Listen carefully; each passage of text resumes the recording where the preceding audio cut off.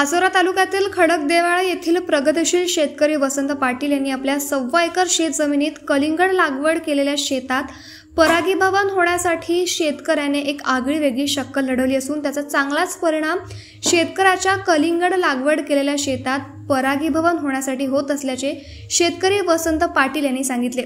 सविस्तर वृत्त असे की पाचोरा तालुक्यातील खडकदेवाळा येथील प्रगतिशील शेतकरी वसंत पाटील यांनी पारंपरिक पीक पद्धतीत बदल करून आपल्या 1.25 एकर शेत जमिनीमध्ये मल्चिंग पेपरचा वापर करून कलिंगड लागवड केली आहे। कलिंगड या पिकाचे उत्पादन हे 3 महिन्यात मिळते, त्यामुळे कमी वेळात जास्त उत्पन्न देणारे हे पीक आहे। कलिंगड लागवड केलेल्या शेतात परागीभवन होण्यासाठी शेतकऱ्याने एक आगळीवेगळी शक्कल लढवली होती, ती म्हणजे रसवंतीमधून वेस्टेज पडलेला ऊसाचा चोथा आणून तो कलिंगड लागवड केलेल्या शेतात ठिकठिकाणी टाकून दिला असून त्यावर गुळाचे पाणी टाकले। त्यामुळे गुळाच्या पाण्याच्या वासाने मधमाशी आकर्षित होतात, त्यामुळे कलिंगड लागवड केलेल्या शेतात परागीभवन होण्यासाठी मोठी मदत होते।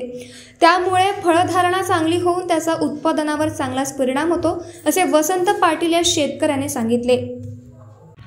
नमस्कार, मी वसंत सुपडू पाटील, राहणार खडकदेवळा, तालुका पाचोरा, जिल्हा जळगाव। या ठिकाणी टरबूज पिकाची लागवड 1.25 एकर क्षेत्रावर केलेली आहे। तर टरबूज पीक हे 75 ते 80 दिवसाचं असून त्याला खूप कमी कालावधीमध्ये फळं लागतात, पण त्या फळासाठी परागीभवन खूप महत्त्वाचा रोल आहे मधमाशीचा। तर कुठेतरी मधमाशी कमी प्रमाणात दिसत होती, तर मी काय करावं या अनुषंगानं एका दिवशी मी रसवंतीवर बसलो आणि त्या रसवंतीच्या त्या ऊसाच्या चोथ्यावर खूप मोठ्या प्रमाणात मधमाखी जमा झालेली बघितली। तर मी रसवंतीवाल्याला विचारलं की दादा ही चोथा घेऊन जाऊ का ऊसाचा? त्यांनीसुद्धा होकार दिला आणि ते मी 1-2 पोते भरून आणले आणि ठिकठिकाणी 4-5 ठिकाणी या टरबूज पिकामध्ये ठेवले।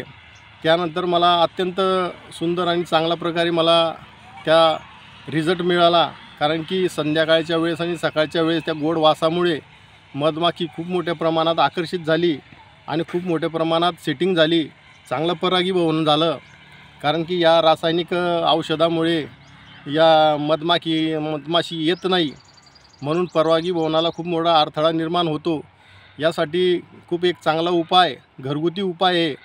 तर मी आजमावून बघितला आणि तमाम शेतकऱ्यांना हेच आव्हान आहे, तुम्हीसुद्धा हा ऊसाचा चोथा आपल्या शेतामध्ये टाका आणि मोठ्या प्रमाणामध्ये परागीभवनाला खूप मोठी मदत होते।